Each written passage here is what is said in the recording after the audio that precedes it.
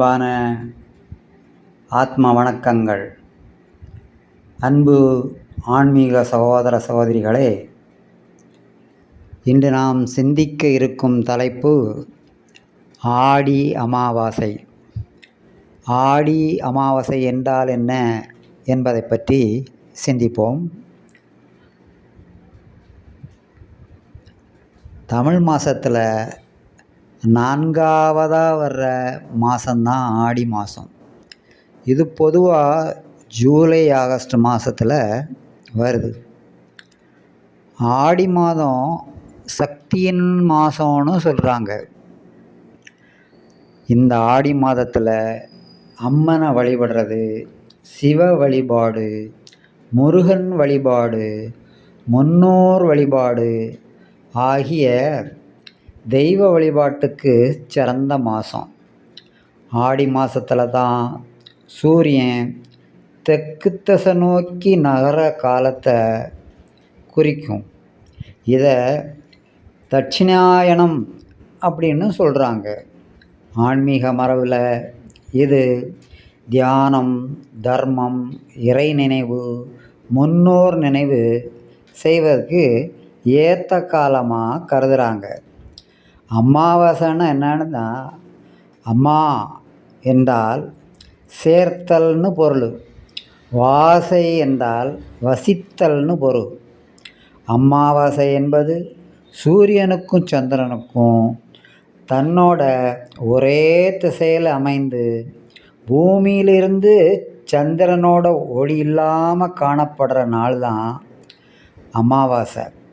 ஆன்மீகத்தில் அமாவாசைங்கிறது இருள் நாள்னு சொல்ல மாட்டாங்க, உள்ளத்தை சுத்தப்படுத்துகிற நாளாக சொல்கிறாங்க. வானில் நிலவு மறைவது போல நம்முடைய மனதில் அகங்காரம், கோபம், பொறாமை, ஆசை, வெறுப்பு இதையெல்லாம் மறைஞ்சாதான் அமாவாசையோட உள்ளர்த்தம் சிறப்பு பெறும். ஆடி மாதத்தில் வர்ற அமாவாசையை ஆடி அமாவாசைன்னு சொல்கிறோம். இந்த நாளில் நம்மோட முன்னோர்களை நினச்சி நன்றியோடு வழிபடுற புனித நாளாக தமிழ்நாட்டில் சிறப்பாக கடைபிடிக்கப்படுது. இது நாம் நினைக்கிறது மாதிரி வெறும் சடங்கு நாள் கிடையாது. இது நன்றி உணர்வை அடுத்தவங்களுக்கு கொடுக்கிற நன்னாள், குடும்ப ஒற்றுமைக்கு சிறப்பான நாள், தர்மத்தை நினைவூட்டுற நாள், முன்னோர்களோட ஆசீர்வாதத்தை வேண்டி கேட்குற சிறப்பான நன்னாள். இப்போ ஒரு பெரிய ஆலமரத்தை பார்த்து அதன் கிளைகளும் இலைகளையும் நாம் ரசிக்கிறோம். ஆனால் அந்த மரத்தை தாங்குகிற வேர்களை யாருமே பார்க்கறதில்ல. அதுபோல் அந்த வேர்கள் இல்லைன்னா அந்த மரம் இல்லை. அதுபோல தான் நம்முடைய மூதாதையர்களான நம் தாத்தா, நம் பாட்டி, நம்மோட கொள்ளு தாத்தா, கொள்ளு பாட்டி, நம்மோட பரம்பரை, இவர்களை நம்ம இந்த ஆடி அமாவாசை நன்னாள்ல அவங்கள நினச்சி அவங்களுக்கு ஒரு நன்றி உணர்வோடு நம்ம வணங்குவது சிறப்பாக அமையும். ஆடி அமாவாசை அன்னைக்கு தர்ப்பணம் மட்டும் செஞ்சால் போதுமா? கிடையாது. ஆடி அமாவாசை சொல்கிற உண்மையான பாடம் என்னன்னா, நன்றி மறக்கக்கூடாது. நாம் இன்னைக்கு வசதியாக வாழ்வதற்கு நம்மோட முன்னோர்களும் ஒரு காரணமாக உழைச்சிருக்காங்க. அவர்களை நன்றியோடு நினைப்பது தான் உண்மையான வழிபாடு. திருவள்ளுவர் கூட அவரோட குறளில், அந்த திருக்குறளில் என் நன்றி கொண்டார்க்கும் உய்வுண்டாம் உய்வில்லை செய் நன்றி கொண்ட மகற்கு, அதாவது நன்றி மறப்பது மிகப்பெரிய தவறுன்னு திருக்குறளை திருவள்ளுவரே சொல்லியிருக்கிறாரு. ஆடி அமாவாசையான இன்று அந்த நன்றி உணர்வை நம்ம உள்ளத்தில் எல்லோரும் விதைக்கணுங்கிறது தான் சிறப்பானது. ஆடி அமாவாசை அன்னைக்கு நாம் காலையில் எழுந்து நீராடி இறைவனை வணங்கி முன்னோர்களை நினைத்து பிரார்த்தனை செய்தணும். முடிந்தவர்கள் தர்ப்பணம் கொடுக்கலாம். குடும்பத்தோடு உட்கார்ந்து இறைநாமம் சொல்லலாம். ஏழைகளுக்கு உணவுகளை அன்னதானம் வழங்கலாம். பறவைகள் விலங்குகளுக்கு உணவளிக்கலாம். வயதான முதியவர்களுக்கு உதவி செய்யலாம். நல்ல செயல்களை இன்னைக்கு செஞ்சால் நம்ம வாழ்க்கையில் சிறப்பாக அந்த தர்மம் நிலைக்குங்கிறது நம்முடைய முன்னோர்கள் நமக்கு சொல்லி கொடுத்த மிகப்பெரிய பாடம். ஆடி அமாவாசை நம்மளுடைய வாழ்க்கைக்கு என்ன பாடத்தை சொல்லுது?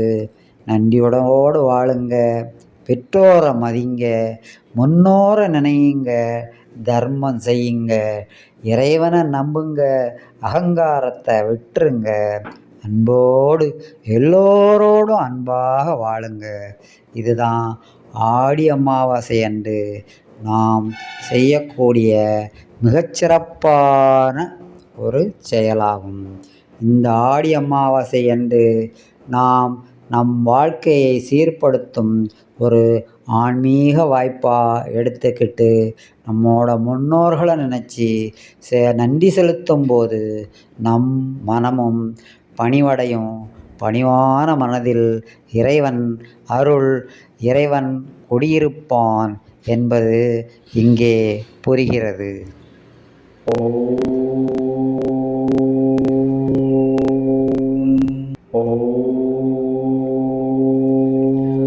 ஆடி என்னால் ஆடி என்றாலே சக்தியோட மாதம்.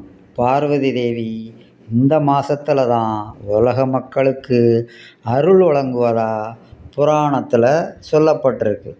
இந்த மாதத்தில் வரும் அமாவாசை, இந்த ஆடி அமாவாசை மிகவும் விசேஷமானது.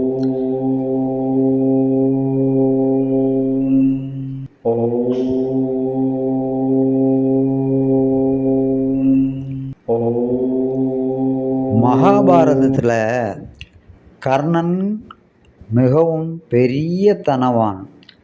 அவன் வாழ்நாள் முழுவதும் ஏழைகளுக்கும் இல்லாதவர்களுக்கும் தங்கம், வெள்ளி, மற்ற செல்வங்களை எல்லாம் தானமாக வழங்கினான். அவன் இறந்த பிறகு சொர்க்கத்தில் அவனுக்கு தங்கமும் வைரமும் தான் கிடச்சிது. ஆனால் அவனுக்கு உணவு கிடைக்கல. ஏன்னா அவன் உயிரோடு இருக்கும்போது முன்னோர்களுக்கு உணவு தானம் செய்யலை. அதனால் அவனுக்கு பூமிக்கு திரும்ப வந்து முன்னோர்களை வழிபடச் செய்ய அனுமதி கிடைச்சிது. அதை நினைவாக தான் இந்த மகாலய பட்சம் என்னும் முன்னோர் தர்ப்பண வழக்கம் முக்கியத்துவம் பெற்றதா ஒரு புராண கதை கூட இருக்குது. இந்த கதை நமக்கு நன்றியுணர்வின் அவசியத்தை எடுத்துக்காட்டுது.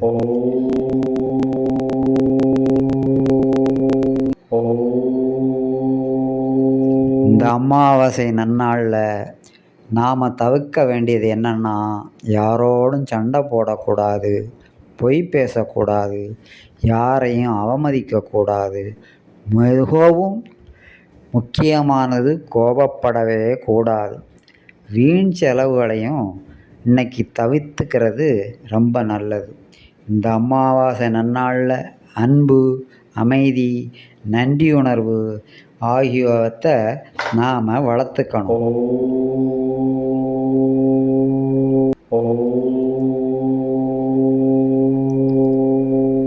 ஒரு சிறுவன் அவள் தாத்தாட்ட கேட்டான், தாத்தா, இறந்தவர்களுக்கு நான் ஏன் பிரார்த்தனை செய்கிறோன்னு.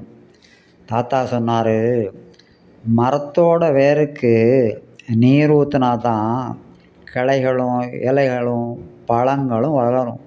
அதுபோலத்தான் நான் முன்னோர்களை நன்றியோடு நினச்சாதான் நம்மளுடைய குடும்பமும் சிறப்பாக வளரும்.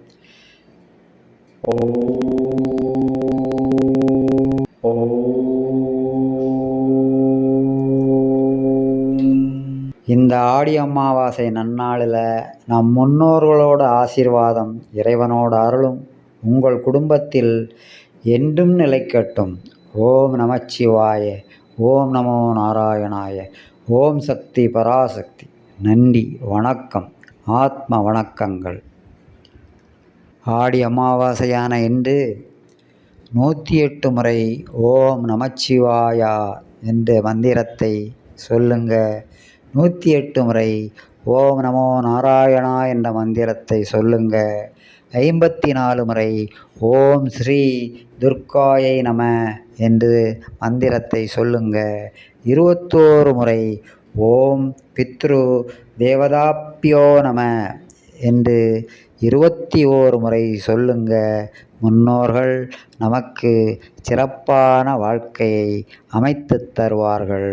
ஓம் சக்தி பராசக்தி. ஓம் சாந்தி. ஓம் சாந்தி. ஓம் சாந்தி. இன்றைக்கி பார்த்தீங்கன்னா மனுஷன் சந்திரனுக்கு ரொம்ப சுலபமாக போயிடுறான். கணினியால் உலகத்தையே இயக்குறான். ஆனால் அவன் ஒரு முக்கியமான விஷயத்தை மறந்துடுறான். அதுதான் நன்றி உணர்வு.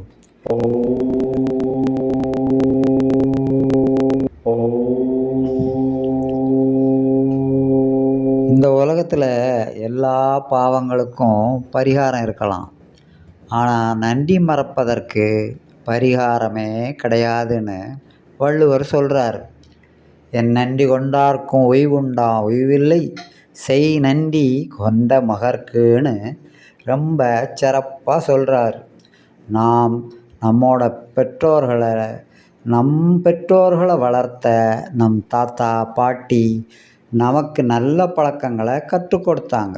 அவங்கள நினப்பதை இந்த ஆடி அமாவாசையோட உண்மையான நோக்கமாக நாம் வச்சுக்கணும். முன்னோர்களை நினச்சா உண்மையிலே என்ன பலன் கிடைக்கும்?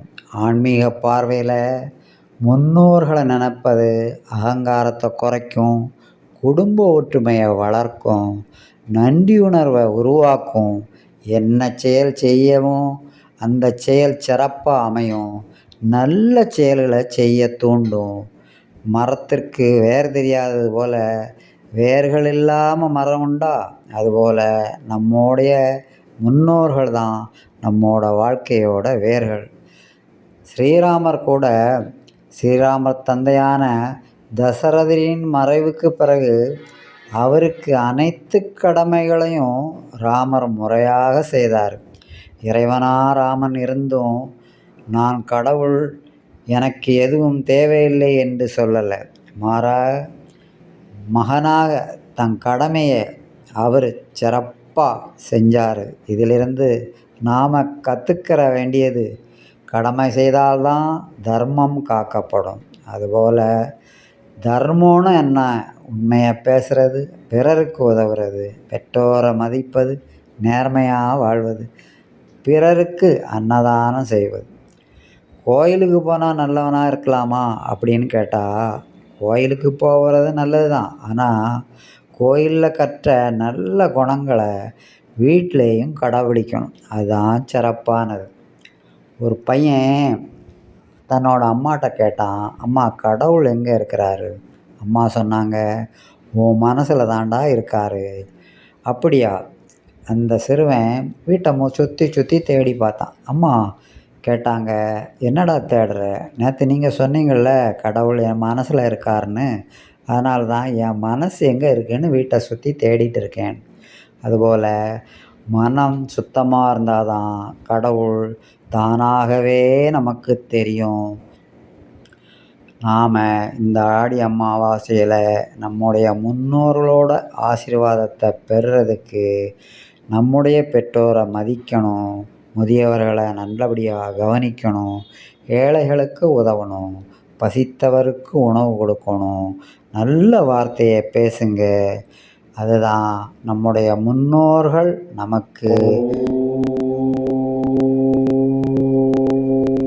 அனைத்தும் தான் நம்முடைய முன்னோர்கள் வழிபாட்டிற்கு ஒரு வடிவமாக அமையுது. தினந்தோறும் 108 முறை ஓம் நமச்சிவாய சொல்லுங்க. ஓம் நமோ நாராயணா என்ற மந்திரத்தை சொல்லுங்க. 54 முறை ஓம் ஸ்ரீ துர்காயை நம என்று மந்திரத்தை சொல்லுங்க. 21 முறை ஓம் பித்ரு தேவதாப்பியோ நம என்று 21 முறை சொல்லுங்க. முன்னோர்கள் நமக்கு சிறப்பான வாழ்க்கையை அமைத்துத் தருவார்கள். ஓம் சக்தி பராசக்தி. ஓம் சாந்தி. ஓம் சாந்தி. ஓம் சாந்தி.